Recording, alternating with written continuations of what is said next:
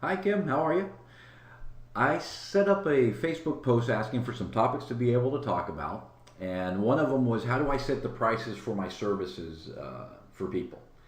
So, what I want to do is I want to back up just a couple of steps because the pricing kind of comes towards the end, the pricing and closing and getting paid.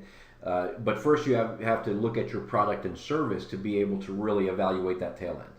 So I want to start from the beginning. I just kind of want to go down through that process, and then we'll engage the pricing question. So the first thing that you need to be clear about is what it is that you're selling to people. Right? What are they buying?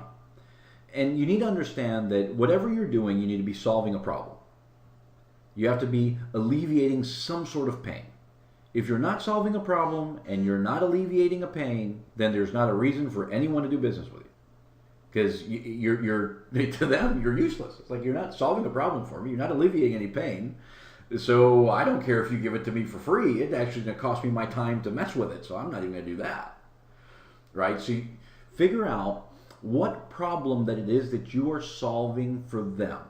That is the first step. Figure out what it is that you are fixing, what it is that you are solving. I have to remind myself of that. I have a background in a lot of different areas, and so there's a lot of things I can do. But if I say I do everything, then I do nothing.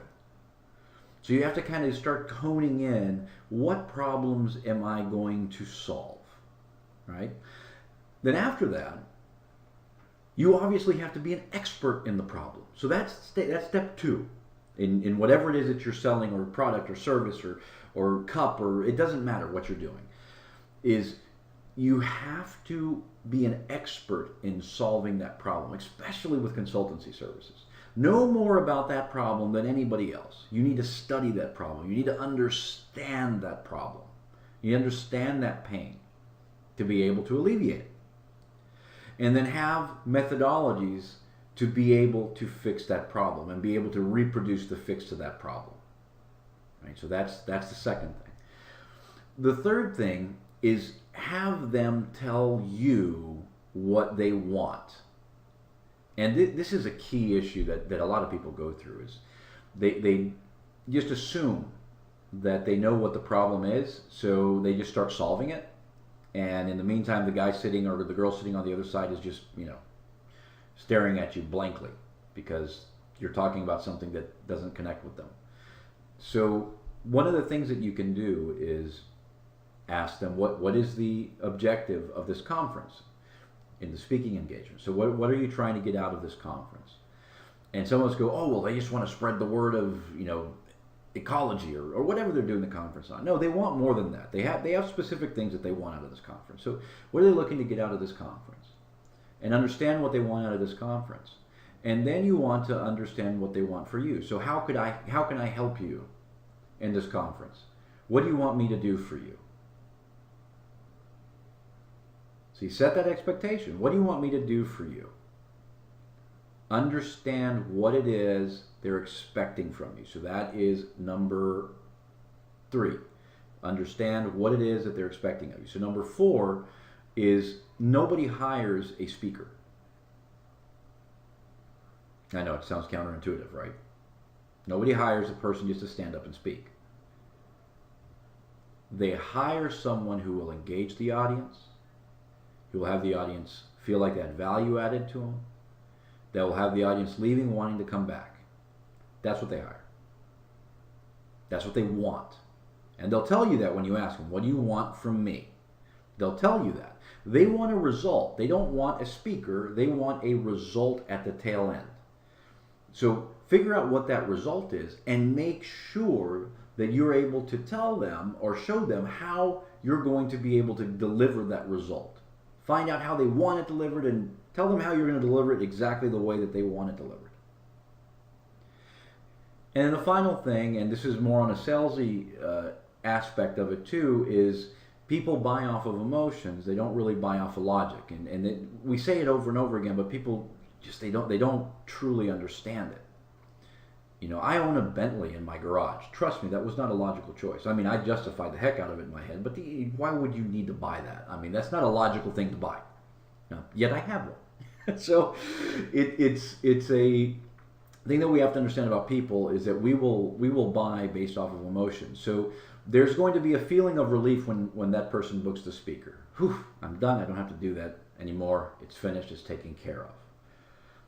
How are they going to feel once that's delivered is another interesting question to ask. If we solve this pain or this problem that you have, how will that impact you? How will you feel after we're done, after we're successful in doing this? And so these are some really good questions, and that kind of helps you set up the final one that you're asking about, which is, how do I increase my prices? How do I set my price on my speaking engagement? To be honest with you, it's a very tricky question.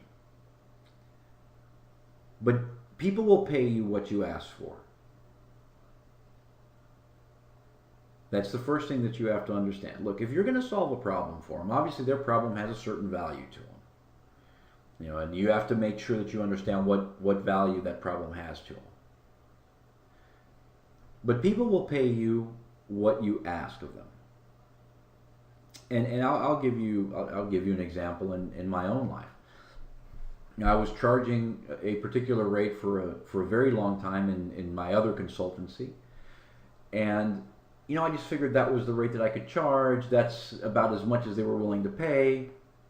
And every time I tried to bill it, they would ask for discounts. So you're like, okay, so I'm pushing the top of what the market would ask. And once my consultancy we were kind of filled up. We were good. We didn't, we were fine. We didn't really need any more clients. And it was a very human-based consultancy. So when you add more clients, it increased the overhead. So you're just kind of fat, dumb, and happy. You're just like, I'm good right here. So somebody called up, and then you start engaging in the how to get a client to tell you no game. And some of us have done that. And set a price so high that they will tell you no. And so I did that. And then they said yes. And I thought to myself, didn't really ask for much of a discount, didn't haggle that much on the price. I just gave them a price that, based on what I was charging, I figured they would tell me to just, go jump, climb a rope. I mean, they were not going to accept it. And then they just said yes. Yes, that's fine, we'll do it. Please start now. Can you get here tomorrow? And it was shocking to me, because then you start looking back and you go, when could I have started doing that? It was more than double. And it's like, when could I have started doing that? Oh my goodness, how much have I lost? And you just wonder that you just have that question in your mind. Of course, there's notice how that's set up. I was happy, so then I asked for double. So there was the fear was set away. So how you price your services is really a tricky question. It's really completely up to you. You can go look at the marketplace. There are plenty of websites, and if you want to, you can send me a private message. I'll send you some that will show you what speakers are charging based on who they are and et cetera, et cetera, et cetera. But what you have to understand is that it really depends on what you ask for. Ask for what the value of your service actually delivers. And you'll be really surprised at what people will pay. And I'll give you another example. We see it in our daily lives. Apple, iPhone, Macs. To me, it's amazing. My wife is an absolute Apple supporter. She loves Apple. She's got an iPad. She's got iPhone. She's got whatever it has an I in front of it, she buys it. And I have a Samsung Galaxy. So my phone costs a lot less than what her phone costs. And I would personally never buy an iPhone because I just don't like the whole, marry this environment. You can only play here. But the iPhone created a movement. On the top of the fact that when they first launched, their competition was BlackBerry and there was just no comparison. But they also created a movement. They create a belief, an emotion inside of their product. You go into the stores. I was walking just yesterday through the the Exchange Place here in New York, and there were people walking down. I guess they bought a new phone, and the entire store is standing there, and they're clapping, and they're yelling, and they're screaming, and these people are coming down, and they're looking really awkward. And so that's why they're willing to pay a lot more for their phone, because they have that feeling, right? So if you establish that feeling, you can price it almost at whatever you want. So there's not a set pricing structure that there's to follow that you can follow. There's not like, well, if you've done 2 speaking engagements, you do this. If you've done 15, you do that. If you've done 20, you do that. If you're doing 100, you do that. No. You go through the first part of what we talked about here, and then you just tell them your price. This is what I'm going to charge. This is what makes this worth it to me. Okay? And then if and when you get comfortable, you can just ask for whatever you want. That's what I did. And I'm not the only one. So I'm part of John Maxwell team. And the day before yesterday, a very successful coach was just posted something to help out the group. And by the way, if you're not part of the John Maxwell team, I'd encourage you to look into it. And if you look into it and you want to join, let me know, because I get something if I refer you. So help me out. But she posted in the team about this exact subject, and it was funny because it related exactly to what I just said. She was going crazy. She was doing coaching. She was charging $50 an hour.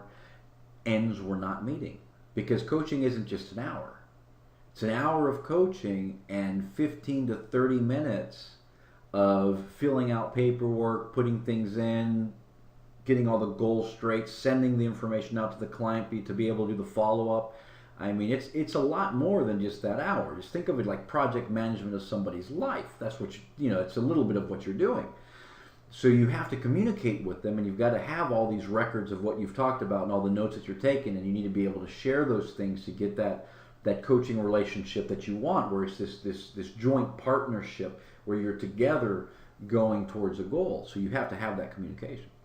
So she was charging $50 an hour, and she was going broke.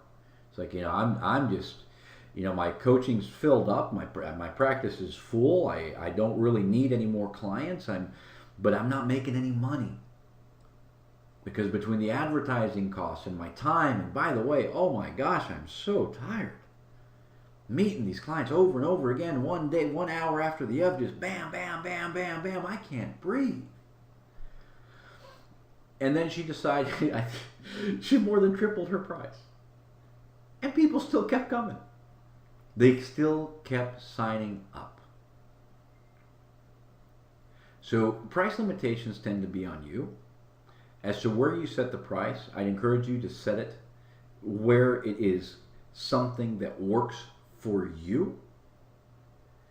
And the most important thing is the first part of this video, which is talking about understanding what the problem is that you're solving is, being able to talk to them and understanding what it is that they're actually buying. Again, you don't buy a drill, you buy a hole in the wall. You need to understand that and be able to speak to it, to be able to create the value and understand why they're going to buy from you. And then after that, you set the price of whatever it is that works for you.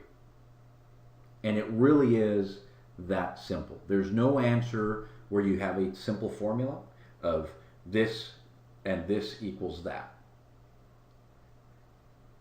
You can look at things, you can get a gauge, you can say this person charges that much, this person charges that much, and you can play that game and get a starting point just to get your bearings. But you need to understand that you have to charge what you have to charge. It has to work for you. And if it doesn't work for you, it's not going to work for them in the long run either, because you're going to stop. Right? So be able to provide the value it is that you need to provide for them. Be an expert in providing that value. That is the first core, most important thing beyond anything else on the downline. And if you can have that, the rest of it you just need to structure and then ask for what you need. I hope this helps. If you have any questions, feel free to message me. Take care.